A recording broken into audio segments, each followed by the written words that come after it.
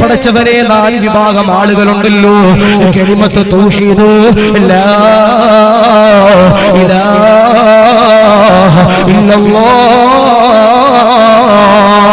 എന്ന് പറഞ്ഞുകൊണ്ട് ദുനിയാവിന്റെ തൊലിപ്പുറത്ത് നമ്മൾ വിട പറയൂല.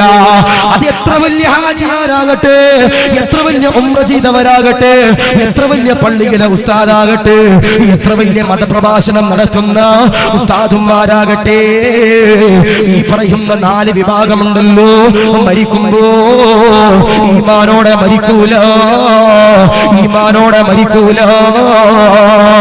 ആദരവാകുന്ന പ്രവാചകനാകുന്ന നബി തങ്ങളതാ പറയുകയാണ്, ഖുർആനിനെ എതിർക്കുന്നവരുണ്ടല്ലോ, മരിക്കുമ്പോ ഈമാനോടെ മരിക്കൂല.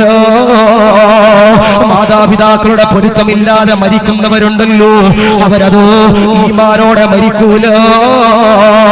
മൂന്നാമത്തെ വിഭാഗമാരം അറിയോ?